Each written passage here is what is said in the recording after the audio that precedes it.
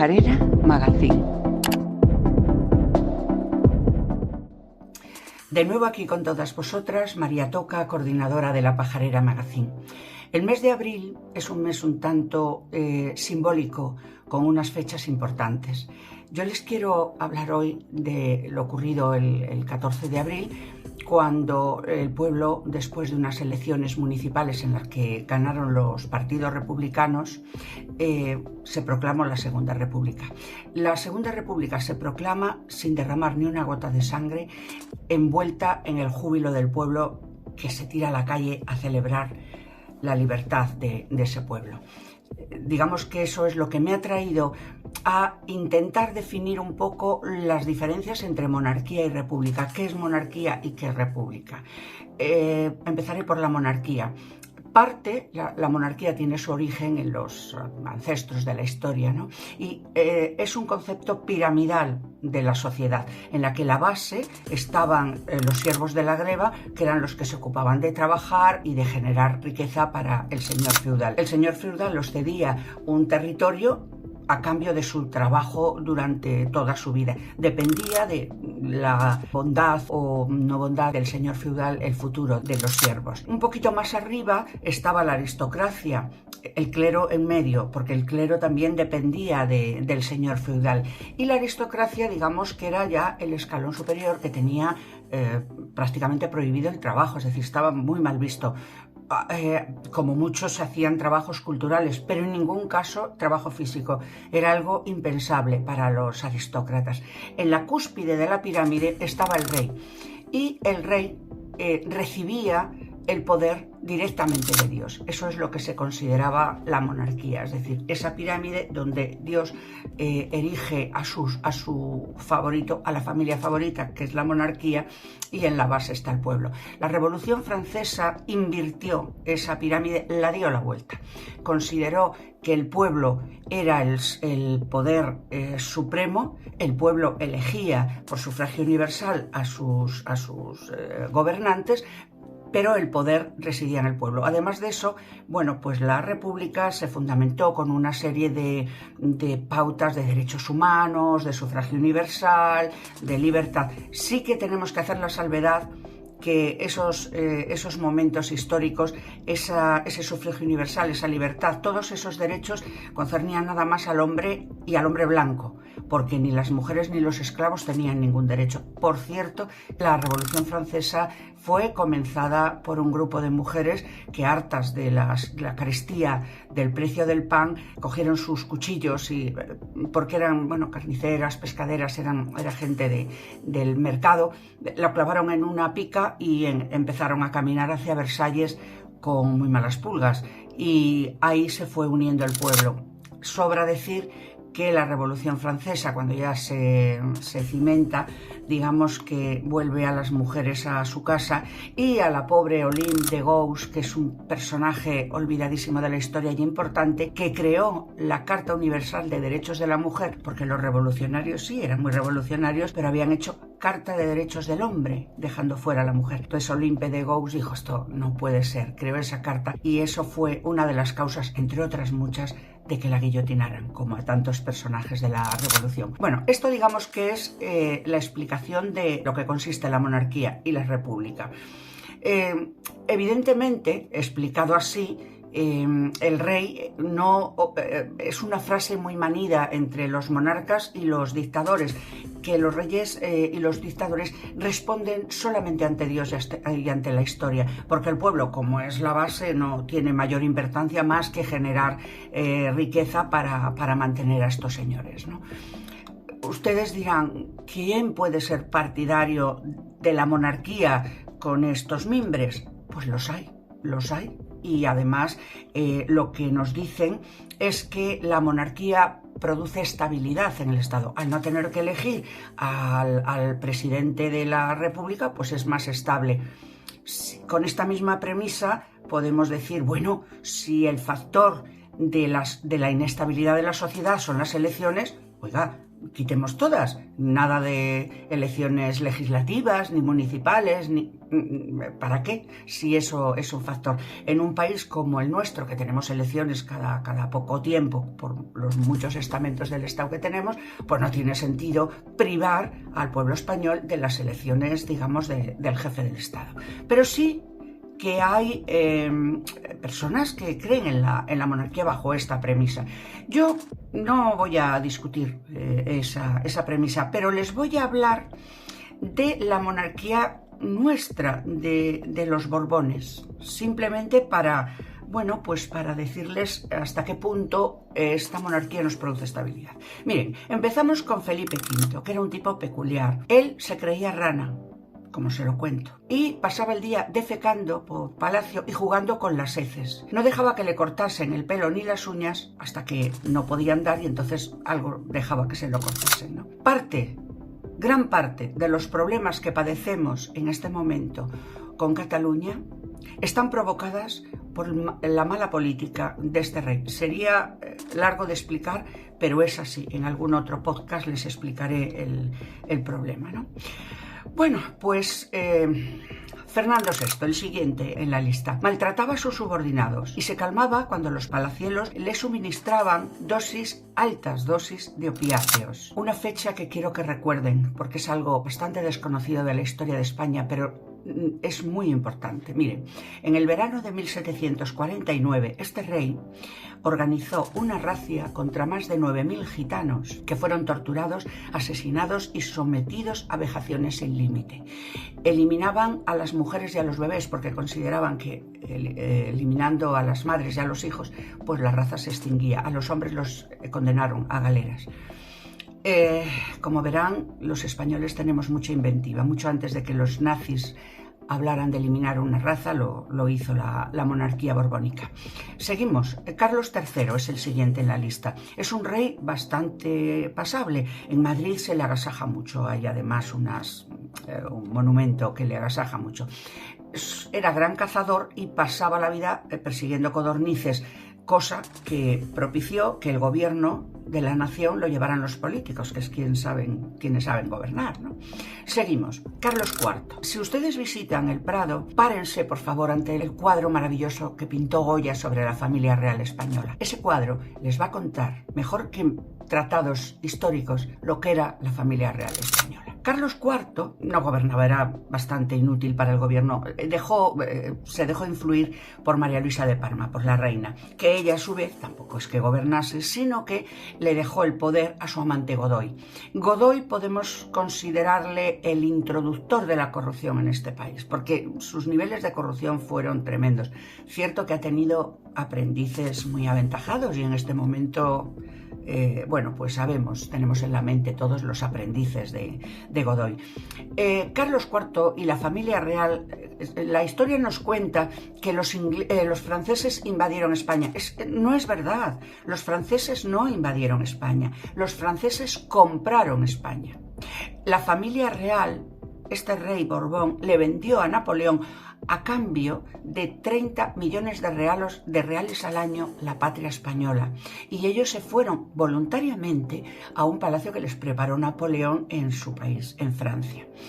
El siguiente en la lista es Fernando VII, el rey felón. Está considerado por historiadores y por muchos aficionados de la historia, como me considero, el peor rey que tuvo la monarquía española. Y miren que está reñido, pero Fernando VII creo que fue el peor. La guerra de la independencia, los españoles se mataron y se dejaron matar al grito de viva Fernando VII.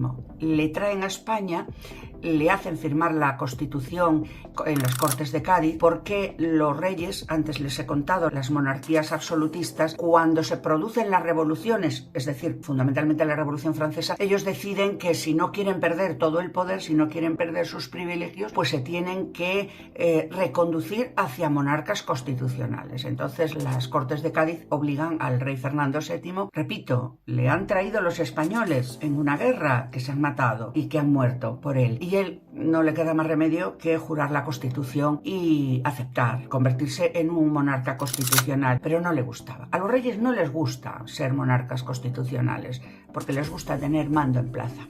Entonces este rey, al poquito tiempo de estar en España, pues empieza él a manejar los hilos de la aristocracia española y decide llamar a sus parientes franceses, que ya habían destituido a Napoleón y ya estaba otra vez la monarquía en Francia, los llama para que le manden un ejército. Esta vez sí invaden España los franceses, con los llamados 100.000 hijos de San Luis, que fue un ejército que eliminó las Cortes de Cádiz, la Constitución, y inmediatamente después el rey se convirtió en monarca absoluto, fusilando absolutamente a todos los que se le oponían en esta monarquía absolutista. Hay también un cuadro maravilloso en el Prado sobre el fusilamiento de Torrijos, que es impresionante. En fin, este rey Fernando VII tenía una virtud, es una virtud que les voy a contar. La virtud era, ¿cómo les diría yo? Un miembro viril desmedido, lo que podríamos considerar un cipotón. Este hombre se decía que su miembro viril simulaba a un palo de billar. Bueno, ese fue su principal virtud. Les recuerdo que las discusiones que tenía este señor con su hermano Carlos provocaron decenios de guerras entre españoles en las llamadas guerras carlistas, porque él pretendía que su hija, como ocurrió, Isabel II, heredara. Se recordarán cuando estudiábamos en el colegio, la ley sálica, bueno, todo aquello. Y su hermano, que se veía ya en el trono de España, Carlos, que además era un tirano de categoría, un monarca muy absolutista, se veía ya heredero porque el rey no había tenido hijos varones, y cuando le sustituye Isabel, pues se enfadan mucho y se provocan las guerras. Las guerras entre españoles, guerras que libraban los españoles, no ellos, que lo lógico es que se hubieran ellos peleado a florete, ¿no? Estas guerras, yo tengo casi la certeza, podría decirles, que han trascendido hasta el siglo XX. Tal es así que yo considero todo el problema de Euskadi, todo el problema del terrorismo vasco que tanto hemos padecido, consecuencia de las guerras carlistas, pero esto es una opinión personal. Vamos a seguir con la lista. Llega Isabel II, que era una monarca alegre, lasciva, pero claro, era muy pequeña, no podía gobernar y gobernaba su madre. Fíjense ustedes, la reina Cristina, ¿cómo sería su amor por lo ajeno? ¿Cómo sería de ladrona? Vamos a hablar con propiedad. Que fue expulsada de España 2 veces, oigan, 2 veces. La echaron por ladrona. Imagínense el calibre, porque España a los ladrones como que les disculpa bastante, ¿no? Entonces Isabel II, cuando empieza a reinar, pues no tiene formación de nada, es una niña poco menos que analfabeta, pero tenía la virtud borbónica por excelencia, le gustaba mucho el sexo. Ella perseguía, le daba igual, condes, palanganeros, militares, pasaron por el lecho real absolutamente todo lo que se encontraba, ¿no? Luego, evidentemente, fue tal el desmadre y la corrupción que se tuvo que exiliar también. Y vamos al siguiente, al hijo de la reina, Alfonso XII. Hijo de la reina, pero no del rey. Francisco de Asís, el pobrecito, debió de engendrar muy pocos príncipes, muy pocos, porque él tenía unos gustos que a él le gustaban los señores más que las señoras, ¿no? Entonces, no. Entonces nos encontramos ya con Alfonso XII, que no destacó por nada. Se murió muy joven. Ustedes recuerdan ese romanticismo de María de las Mercedes, ese amor truncado. Bueno, sí, posiblemente estuviera enamorado de ella, pero eso no le evitó ligar con todas las damas apetecibles de la corte.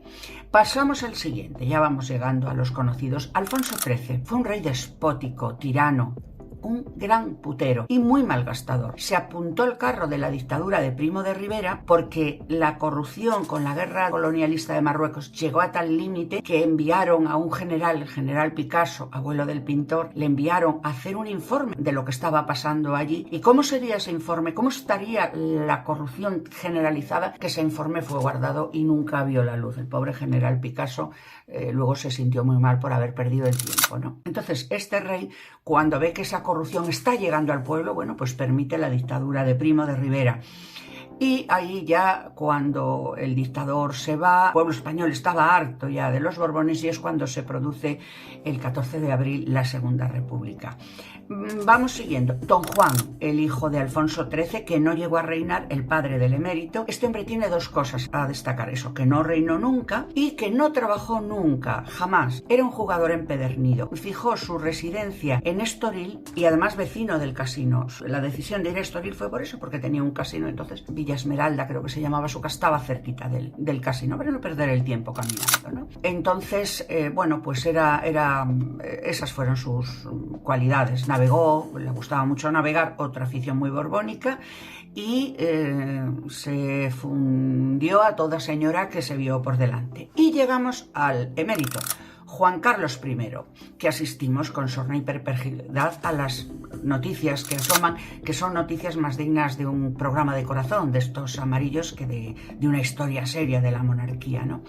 Mire, este señor, a una de sus barraganas, a Bárbara Rey, le dice el 22 de febrero de 1981, ojo, 22 de febrero, le dice que si estás en Madrid no salgas a la calle por la tarde porque se espera una buena. Durante años fue chantajeado por Bárbara Rey, entre las innumerables amantes que ha tenido, de forma que se la tenía que pasar 700.000 pesetas de la época todos los meses, pero de vez en cuando ella daba un puñetazo en la mesa y solicitaba millones. El Estado, con Villarejo al mando, intentaron eliminar la información y los vídeos que tenía esta señora. No lo consiguieron, por eso ha seguido viviendo del erario público durante muchísimos años. Llegamos a Corina, a la amante Corina, ¿no? Que esto, bueno, pues además de ponerle un chalet maravilloso a lo de la zarzuela, el emérito, es decir, nosotros, el Estado español, el pueblo español, la regalamos 65 millones de euros por haber cuidado al emérito con tanto cariño. 65 millones de euros que luego el rey la reclamó cuando ella le dejó y no, le dijo: Santa Rita, Rita, Rita, lo que se le quita. Lo que escandaliza, queridas mías, no es que los reyes sean promiscuos, les guste el sexo, les guste cazar o les guste tal. No, eso no. Lo que nos pasa es que nos sale muy cara la monarquía. Porque miren, un presidente de la República tenemos que mantenerle a él y tenemos que mantener a su mujer y a sus hijos. Pero la monarquía, además la monarquía procrea mucho, ojo, tiene muchos hijos. Y tenemos que mantener al monarca, su mujer, sus hijos, a las hermanas, los cuñados, los amantes de todos ellos, porque todos ellos tienen muchos amantes, los vicios de todos ellos, hasta los primos, los cuñados. Parte de la monarquía griega, que fue echada con muy buen sentido por los griegos, porque también el rey Constantino, hermano de la emérita Sofía, se alió con los dictadores y luego el pueblo los echó, los hemos mantenido nosotros aquí en España, ¿vale? Es decir, eso es lo preocupante, lo carísima que sale la monarquía. Y además, fíjense que los secretos del Estado están en manos de las señoras que compartieron cama con el rey emérito. Llegamos al actual rey, al preparado, que le llamamos, y es una familia modélica. Pero miren una cosa, con los Borbones ocurre lo siguiente: el que está en el poder es el bueno, el anterior fue el malo. Eso ha sido siempre una constante en la historia. Este es muy bueno, pero el padre y la madre eran los malos. Yo no sé lo que nuestras hijas y nietas averiguarán de la actual monarquía, pero sí que les voy a decir una cosa. Imagínense por un casual que las dos princesas, Leonor y Sofía, deciden renunciar a la corona, les pasa cualquier cosa y no son reinas. Imagino que ustedes saben quién es la tercera persona en la línea de herederos de la corona. Sí, lo tienen en mente. José Froilán de Todos los Santos. Entonces, si las dos princesitas decidieran no reinar, en el futuro tendríamos a Froilán I de España. Yo no sé vosotras y vosotros, pero a mí ya solo por eso me apetece más una república. Volveremos a contaros más cosas de la historia de España y celebremos el mes de abril como un mes republicano, a ver si es posible que más adelante sea todo el año, sean todos los años republicanos, y pasemos buen día lleno de felicidad. Gracias por la presencia.